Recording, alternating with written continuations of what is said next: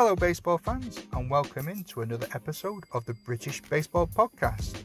I'm your host Matthew, and before we get into this week's episode, I'd just like to ask you if you could possibly like us and share us and subscribe wherever you can on your podcast listening device of choice. And if you can leave a review for the show, apparently it really helps us out. So if you can leave some nice kind words, please feel free to do so. If you don't want to leave kind words, you don't have to. DM me if you like and let me know what you're enjoying about the show or not enjoying about the show. The social medias are on Twitter and Instagram, and there's a Facebook page at Brit Baseball Pod, or you can also email the show at britishbaseballpodcast@gmail.com. So get yourself a brew, get yourself a curly whirly, not a sponsor, and let's get on with today's episode.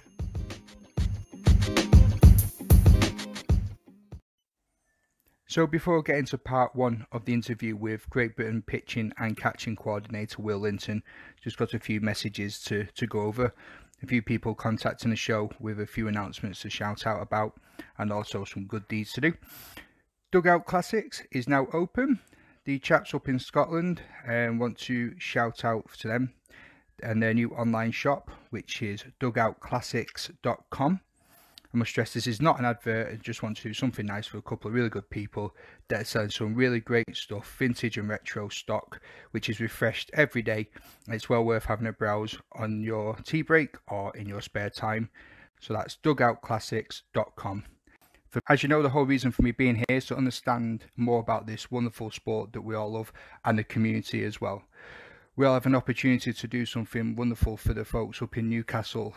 The Nighthawks up there have started a GoFundMe page as they're trying to see their centre at Gosforth Sports Association become a hub for baseball up in the northeast of England for young players and players that are already playing a trade at the moment. Let's see if we can help them realise their dream. Head on over to their GoFundMe page. You can find links to it on their Twitter account and just throw them a tenner or whatever you can afford to do down there. So maybe you don't have yourself a pint after you finish your game, you can just throw a few quid in their general direction. Every little helps, I believe the phrase is. So let's see what we can do. And without further delay, that's enough of my ramblings. Let's get on to part one of our chat with Will Linton. I'm extremely happy to be joined by my special guest today, Mr. Will Linton from the Great Britain baseball team, and he is the pitching and catching coordinator for said team. Will, how are we doing? I'm doing great. Thanks, Matt. Thank you so much for inviting me. I've been really looking forward to this conversation. Great. Me too. It's been something that I've been trying to get arranged for quite a bit. I've got lots of people coming in with ideas and suggestions, lots of people trying to get active and involved in the British baseball community, and I'm glad to see it's all coming together. And like I said before, I'm really happy to have you on the show. So you are now the pitching and catching coordinator at Great Britain. Do you want to tell us a bit about what your new role is all about? Absolutely.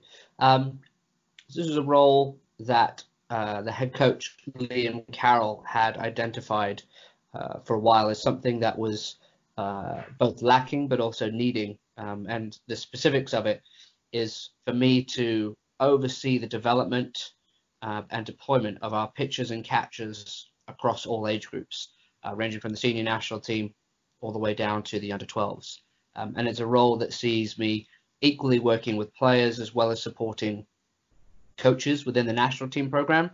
And then the third branch is a club outreach and having a much more outward-facing role to figure out how we can support and develop the pitchers and catchers out in the community. And I suppose there's multiple benefits from that, namely from a Great Britain baseball's perspective. If we've got more and higher level pitchers and catchers coming through, it's going to give us a better chance of putting a quality team and a competitive team on the field. And then from the club's perspective, if they're able to improve the standard of pitching and catching, then in turn that will improve their own experience. So that's kind of the nuts and bolts of it. But yeah, just I'm about 3 months into this new role and still mapping out my plan for success and figuring out where I want things to go. But it very much feels like a lot of my life through my journey as being a coach and my prior years as a player has kind of led to this moment to now really dive deep into the world of pitching and catching. Great stuff. So what's the relationship like then between a pitcher and catcher? I suppose, well, the easiest thing to go with is recognizing that pitchers are the stars. It's as much as we'd love other players to be, they're the ones that start the motion. They're the ones that start the game. They're the ones that have to throw the ball. And you can see how much value it brings to the game when someone like Garrett Cole signs for over $300 million to go play with the Yankees. So we recognize that they're the stars, but um, they also need a big brother or a big sister to show them the way. And for me, that's where I see the role of the catcher as being that big brother, big sister type role on the field. And that can take, for anyone who has been an older sibling or has had an older sibling, you kind of know how that relationship can go. Sometimes it's putting your arm around their shoulder and helping them out of a tough spot. And sometimes it's kicking them in the butt and telling them they need to just sort their business out and get ready to go. And I think that's the more nuanced part of it, is understanding that not only is each pitcher different and each individual is going to respond to different cues and different triggers, but things might change over the course of a game or over the course of the season. So that relationship is probably the most important on the field, and it's certainly the one that as a coaching staff we look to the most as far as cultivating and ensuring that our catchers are kind of in the foxhole with the pitchers, so to speak. So when you were playing yourself, were you a catcher? Was that your Yeah, position as a trade? trade. Yeah, I was a catcher. I became a catcher, I suppose, committed, like this is what I want to do, and this is all I want to do when I was about 15, 16. And then I went over to the States and I taught for 4 years at a Division III college in California, Menlo College, which is in beautiful sunny California, just south of San Francisco. And we should probably shout out to Menlo that they, I think as a school, probably have had more GB national team players than any other school in the state so far. Alex Malahudis, who was my mentor, then obviously myself, and then right now Miles Jansen, who has been a player previously on the U18 national team. He's in his freshman season. So yeah, so I went to Menlo, caught there, and then when I came back, I caught until I kind of went into semi-retirement a couple of years. And every so often, the London Mets roll me out if we need to, but I'm more comfortable in my coaching role now than I am playing. So is there much of a difference coaching at club level versus a national level, or is it pretty much a similar sort of thing? Because do you sort of find that, I suppose what I'm trying to say is, how often does like the national team meet compared to like if you're with a team, you're going to be there from April through to August, and you've got all the winter training as well. How often did the national team sort of meet up, and how is it different? So I think contact time is probably the biggest difference. Players will spend far more time with their clubs than they will with us. And as a result, whilst we have recommendations and we would like players to train and do things a certain way, the reality is they will probably do most of the things the way that it functions in their club. So we serve predominantly as an advisory capacity to players when they're training year round. Certainly when they come to our practices and our events, they'll follow our protocols, particularly around pre and post throwing, to make sure that their bodies are prepared to throw, and then the demands of pitching and catching, and other positions as well, but particularly with pitching and catching being such high stress positions, that's of particular importance for us. And then the post throw, because we need to be able to recover and bounce back. And that is probably where we get into the biggest difference, is clubs, with the rare occasion that they either go and play in a European tournament, or they have a trip where they might go play on the road. They might take a trip to Holland or Belgium or somewhere like that. So with those exceptions, clubs are mostly playing a game a week. Whereas when we go, we're playing pretty much every day for 5, 6, sometimes even as many as 12 days in a row. I think we actually ended up playing 11 or 12 days at the European Championship back in September. And that's always tough for us because we've got players who are used to playing once a week, and now the physical demands wear down pretty quick when you're trying to play baseball every day for a week straight.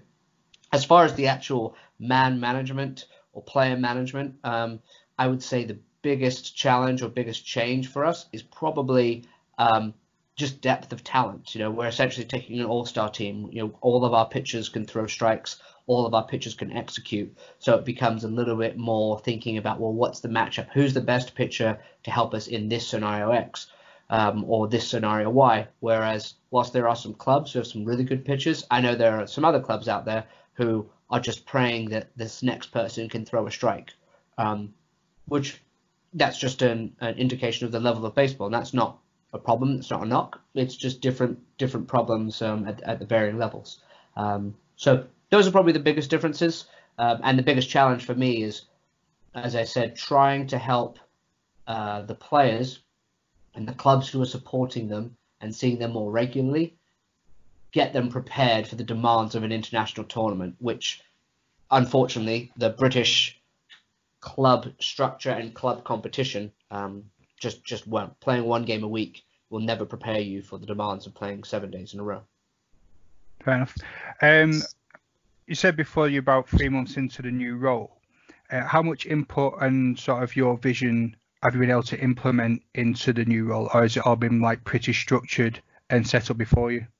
I have complete carte blanche to do what I want. There hasn't been, as I said, there hasn't really been this role before. One of my best friends and one of my mentors, Zach Grafser, who was the previous pitching coach and started doing the pitching and catching coordinator type work, unfortunately had to move back to the States. And when he left, a lot of the things we had in place were mostly tournament focused. So coming into the role, there are some things that I need to address before the national teams travel. Just, not because it's anything bad, but just, 3-4 years, there are things that change and we want to measure our success in different ways or check that we're still want to measure them the same way. But the stuff with developing our own athletes and working with the clubs, that's pretty much new to me and new to the program. So I've pretty much got a clean slate to go for it. I've been bouncing ideas off of Liam for the last 6 months, and I have some really fantastic mentors in the world of baseball that I've been speaking to and asking for thoughts and ideas.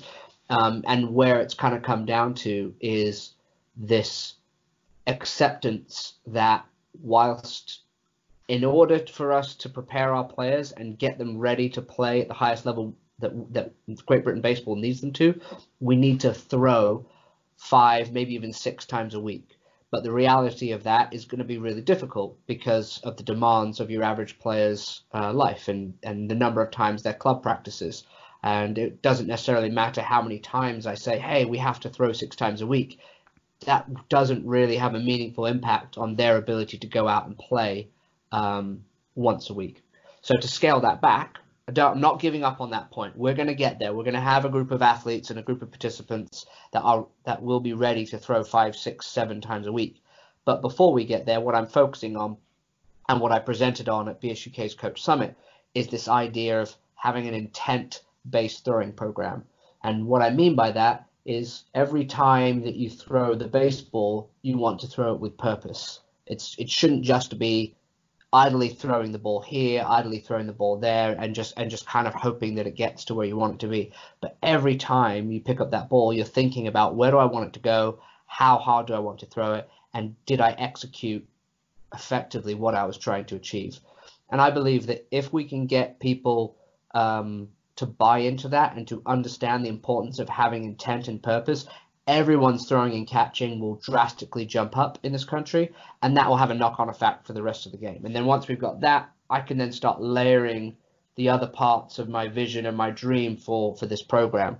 And ultimately where I want to get to, I want to be able to send, or I want to rather give the U18 head coach in 10 years' time at least 5 pitchers who are all throwing 85 miles an hour plus.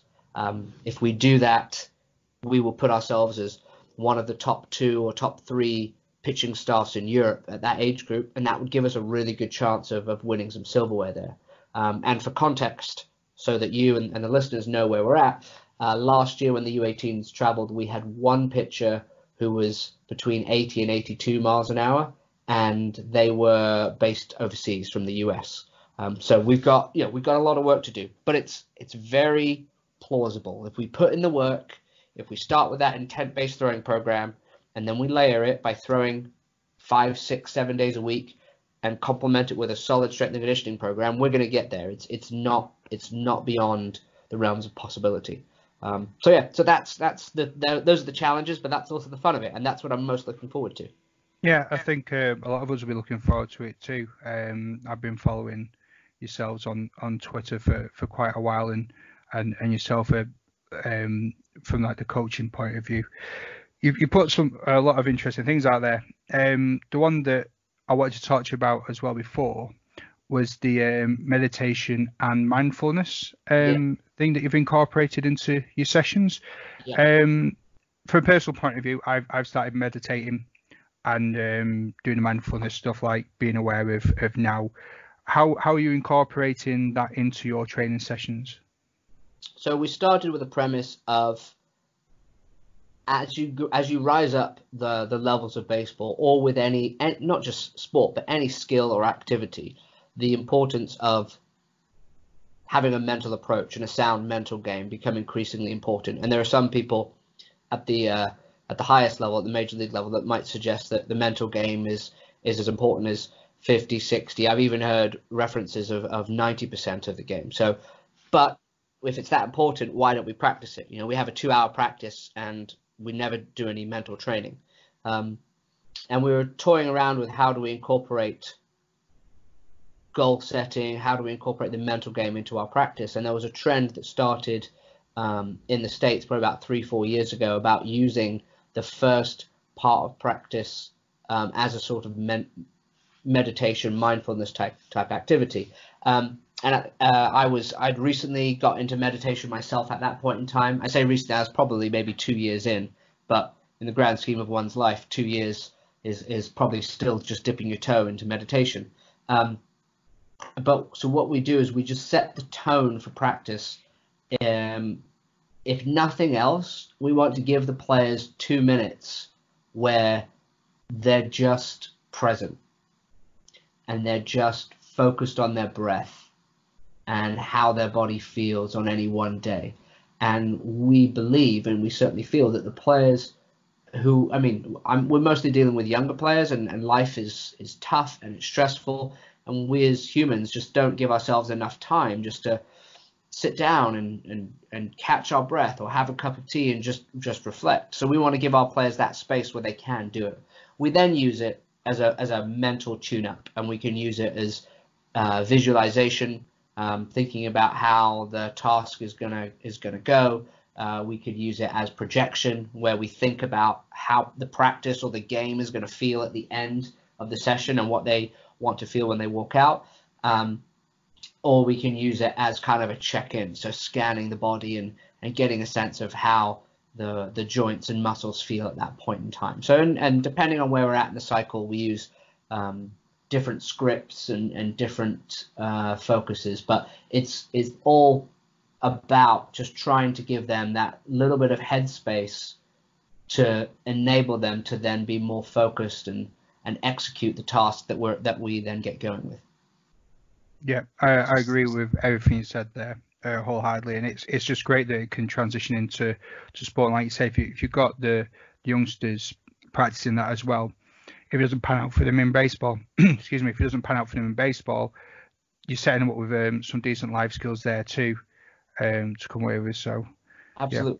And I think that's one of the things. It's a bit of a cliche, but I think, like many cliches, there's quite a lot of truth in it. That there are so many life lessons that you can learn from any sport, but especially a sport like baseball, and the ability to recognize when you are.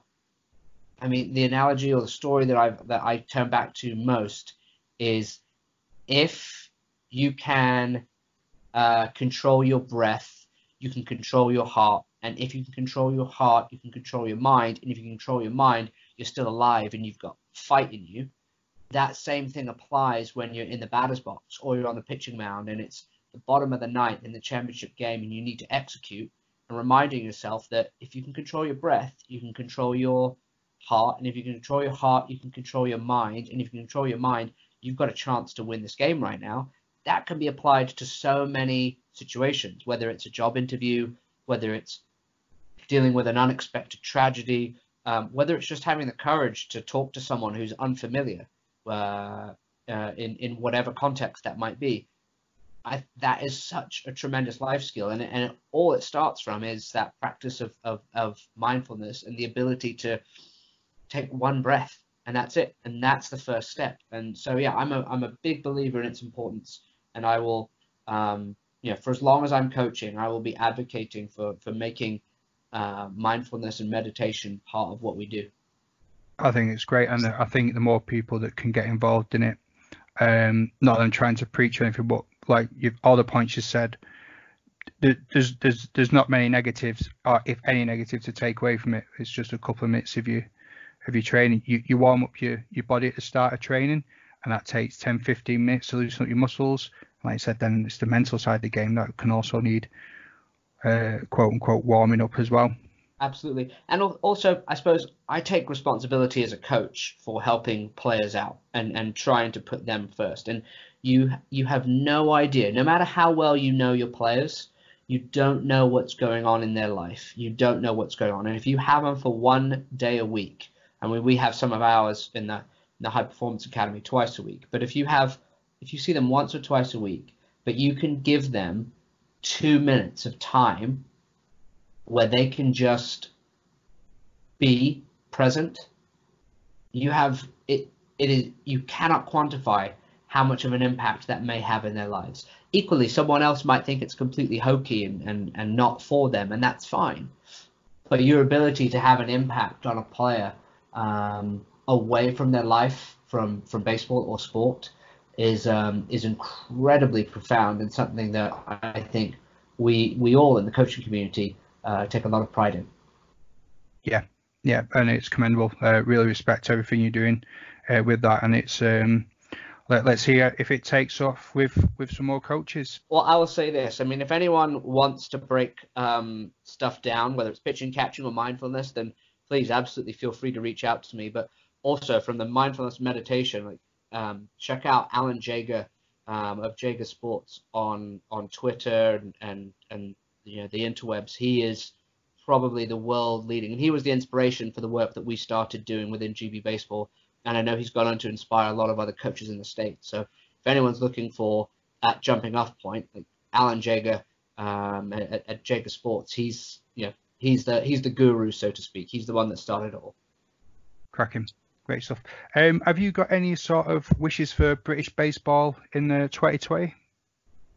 I mean, that's quite. Yeah, I do. I've got a laundry list of things. I think probably top of it is recognizing what a big year 2020 is for us, and for us not to be caught off guard. I mean, the obvious one being Major League Baseball coming back with the Cubs and the Cardinals. But we also have Great Britain baseball playing in the World Baseball Classic qualifier in March. And then we will just have the continued efforts around us outside of our club's activities to raise the profile of baseball. So probably my number one request is that we all kind of join hands as we do already, but even to a greater extent, and think about what else could we do, what else is possible, and it doesn't have to be perfect every time, but could we do a little bit more? Could we find a way to make sure this session is a little bit more open to new participants? Can we make sure that that more than just the people in our email list are aware of training? Like, what else could we do? How can we grow our membership? If we can do that, I think we're going to set ourselves up for a future that is beyond any of our imaginations right now, but is certainly in some of our wildest dreams. And there you go. I'll leave you on that cliffhanger. So the next episode will drop on Monday as usual, and we'll continue our chat with Will Linton. See you next week. Ta-ra.